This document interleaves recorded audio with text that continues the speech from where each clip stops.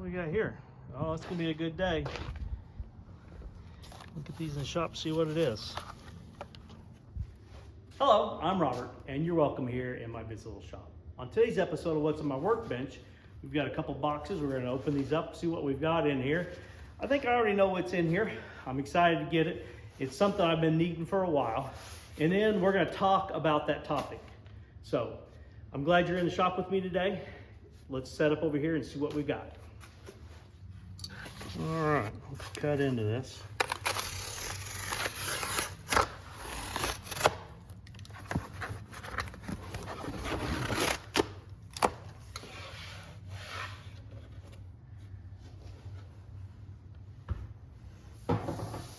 So let's talk a little bit about this cutting board that I purchased and the reason why. I purchased this knife from Sean Woodsome at the Prescott Leather Show. Many of you saw the video when I purchased that. And I've had it now for, I guess, about a month. And I've used it some, here and there. And it's only appeared in a few videos. And I've had people like, why aren't you using the new knife? And I've been using it some, like I said. And it's appeared in a few videos. But mainly, I've been kind of practicing with it.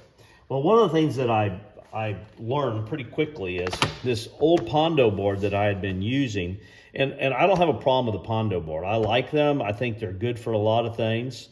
But if you're using what I would consider like a pole knife, like this utility knife, and you make a cut across here, then the tip of the blade can get buried in the poundo board. It's not that big a deal because as you're pulling, if you're giving more pressure, then you can ease up a little bit there and come up out of the surface. And it's a balancing act of how much resistance you want to have and cutting through the surface. So when I started using my new knife, I figured pretty quickly that if you're using it to push, then the tip of the blade, the harder you push, the more it wants to dig into that soft poundo board, which then requires more force as you're pushing.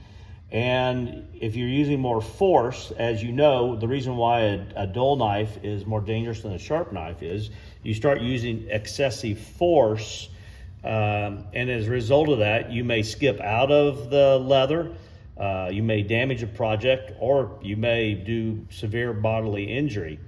And that's with a dull knife. Well, the sharp knife is scarier yet because it is sharp. And if it's digging in and you're having that same control issue, that's a concern. And so when I came down to, especially on thicker, this is probably like some 7-ounce leather. I mean, it's not horrible, but I was finding it was taking more pressure than I thought it should to cut. So I reached out to Sean because the top of his counter at the leather show, it was made of a black surface, and I wasn't experiencing those issues where the tip was cutting in and causing more resistance. And so he came back and said he had done some research and he had bought a board like I've got here, which is an acetal copolymer. And I'll put that in the description if I'm not saying it quite right. But he said he found that it was what he thought was a good mix of what you're looking for. A surface that's soft enough to where you're not going to damage the tip of your knife, but hard enough to where you're not digging into that surface. And so, let's see how we cut on here. So there's a couple different ways you can hold this. Here's one if you're kind of getting up on top of your work. And the one thing that I was a little bit worried about was the leather wanting to move on the surface. And wow, that really cuts nicely.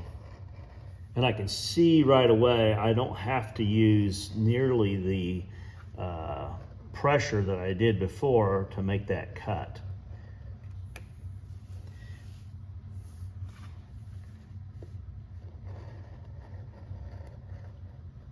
Yeah, that's really nice. I wish I'd had this since I got the knife.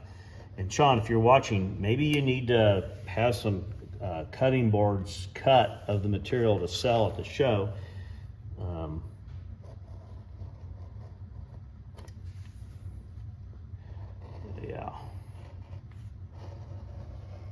And the leather's moving around a little bit here, but I think once you get, some of these marks on there, it'll actually give a little more grip on the leather. And I'm probably pushing harder than I really need to make these cuts. Yeah, ease up just a little bit here and see if I can still cut. Wow. Yeah, that would have been a game changer over the last month of working with this knife.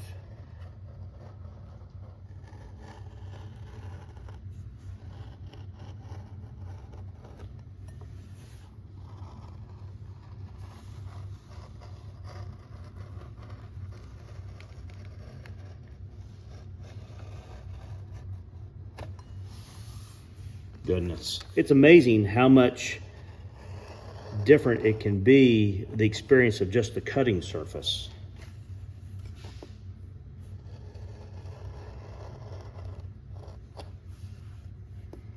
And this wasn't an inexpensive option. The Poundo board of this size, I think it's like $30 or $35. And this board was, I think it was $72, then plus the shipping. And that's one reason why I went ahead and purchased the other cutting boards, because I needed to upgrade them anyway, and I was already paying for the shipping, so might as well, get more purchased. And it's walking around a little bit here, but I can already tell that once I get a few of these, cuts made on here, then the surface becomes a little bit more textured and not quite so slippery. So yeah, I'm really happy with that. And I'm still working on using this smaller side here. I'll have to say, so far, I'm not convinced that I like that as much, because I feel like I can get down here with this tip on the full-sized or full-shaped, modified head knife just as well. So I will say though that having the one tip here and not having the other one hooked so far maybe makes it a little easier for me to get, up on top of it here to do those cuts. So, I'll try to give a little more feedback on the knife. I'm happy with the knife. I'm glad I purchased this knife from Sean.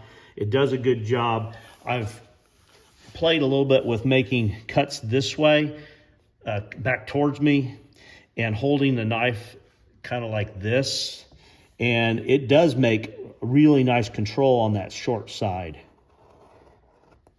That way to pull. The shorter one, I find if I hold the knife kind of like this and I'm pulling back towards myself, I have a lot of control over it. Now that we've talked about the cutting surface, I want to talk about why I purchased black and what it helps me with in my shop. So I've been using this Poundo board, and it's black, and I've been cutting on top of that. And what I don't want to do is I don't want to use chisels potentially on this acetal copolymer board, because I'm afraid it'll make some like severe holes in it that then the tip of the blade will want to catch in. So I got black so I could, like, in my mind, if I'm on top of a black surface, I know I'm cutting and I shouldn't be using the chisels on top of a black surface. I did that kind of to help myself. And also, I got the white to use on the surface underneath of when I'm using the chisels.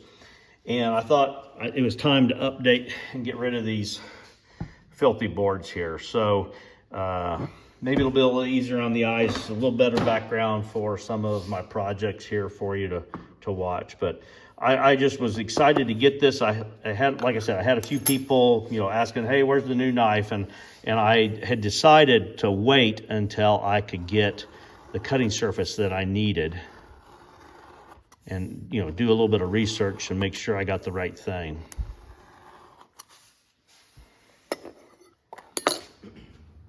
Well, there you go. Just a quick, short video today on cutting surfaces, what I use and why I use them. Up to this point, I've just been using some old cutting boards, white cutting boards I had, and that black Poundo board. And like I've said it a couple times, I do like the black Poundo board. I don't like it for push cutting on top of. And I can use the white one, but even that, it seemed like it wanted to stick in it some, and it has a texture on it, which is good if you're like cutting up vegetables and such on top of it because it doesn't want to move around. But even that offered resistance to this. So just the first few cuts with that new cutting board, I'm super excited about it, and we'll see where we go from there. Appreciate you having you in the shop with me today. Please like, share, and subscribe, but more importantly, have a great day.